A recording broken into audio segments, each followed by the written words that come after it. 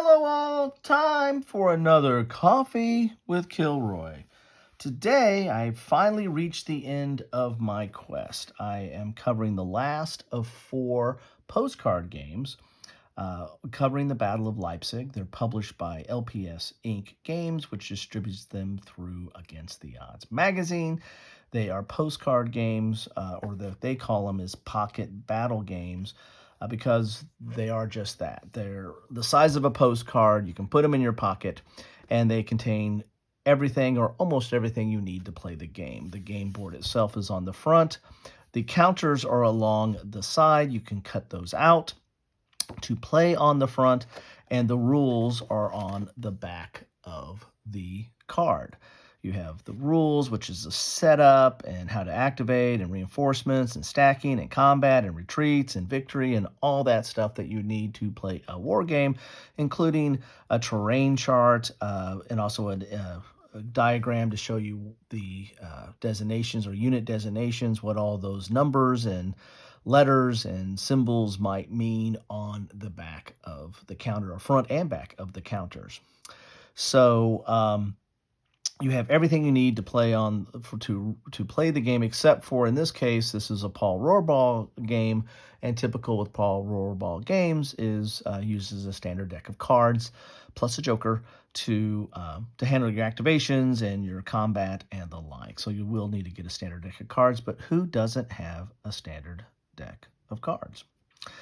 Some people take this, and since you want to be able to read the rules, they'll make a copy of the front, and when they do that, they'll tend to blow these up so that you have an easier way to apply your counters.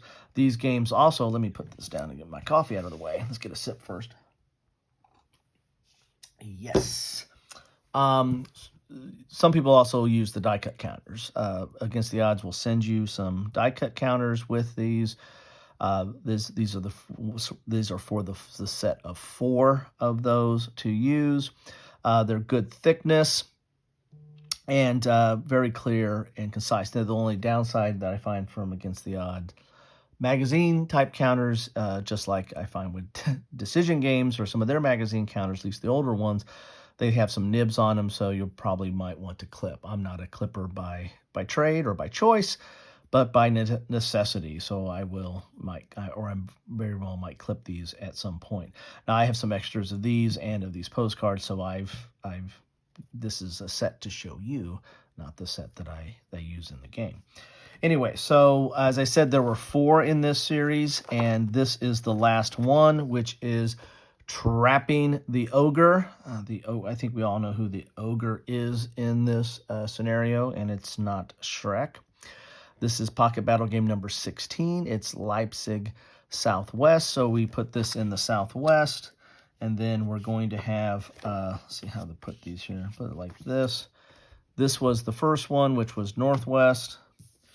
This was the second one, which was the Northeast. And then we have the Nations Assemble, which was the last one I did before this one, and that is the Southeast. Sorry, this is Southwest, this is Southeast. Here we go. Let's get it straight. Anyway, so there you have it. This is the 4. Wonder if that's the right way. Yeah, we'll see. This is the 4 games. Now, if you cut off the counters, they'll probably butt up a little bit better. But I don't know, for some reason that doesn't. Let's see. This is North. Oh, here we go.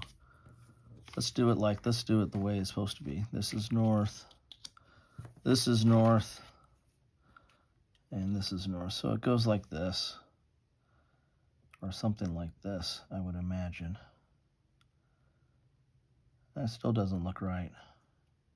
Anyway, there you have the 4 cards on there. Making sure I've got it in the right rotation here. And it is North. So, 4 games, 4 mini games on the Battle of Leipzig, covering different aspects of the Battle of Leipzig.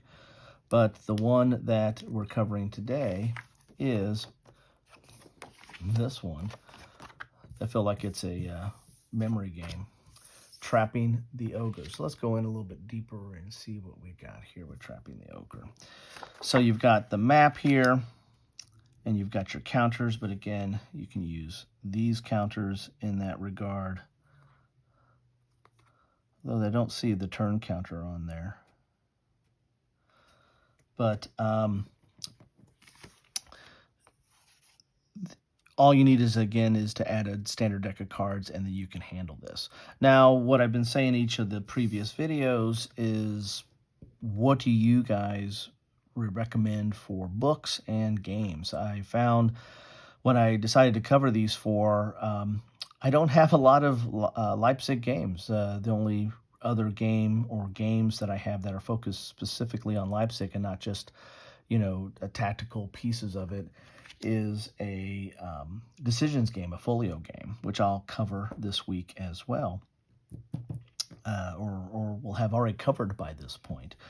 And I'll put a link to all the postcard games that I've covered, including these Leipzig games, but also to the Leipzig decisions game as well. As I said, I don't have a lot of games on this, so I appreciate some recommendations on there, and I don't have any specific books on it either. So I've been using some of my books that cover the entire Napoleonic era, and so there might be a chapter or two on Leipzig, and primarily looking at some of my maps and atlas type books as well.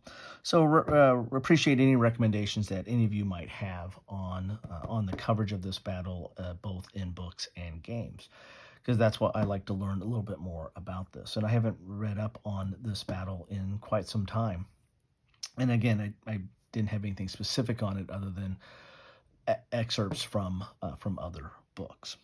So there you have it. That is the four games in the Pocket Battle Game Series, or the Postcard Game Series. Very interesting segment here. This is the second time, I think, that Against the Odds has done this. They did it with Piper. I've covered that series, and if you look at my description, see all the Pocket Battle games or the postcard games, you'll see those four. They did this, and then they did this a third time with D-Day. So that's something that I'll be covering in a future segment, but let's not get ahead of ourselves in that regard. So there you have it. What do you think about any of these games or this format, or anything that's on your mind when it comes to Leipzig? Love to hear it. I think any of the people that are following or watching this would love to hear it as well. I hope you're enjoying your day. I hope you're enjoying your coffee or whatever you're drinking. I know I am, and I really do enjoy you stopping by. Thanks again. Take care. Have a good one.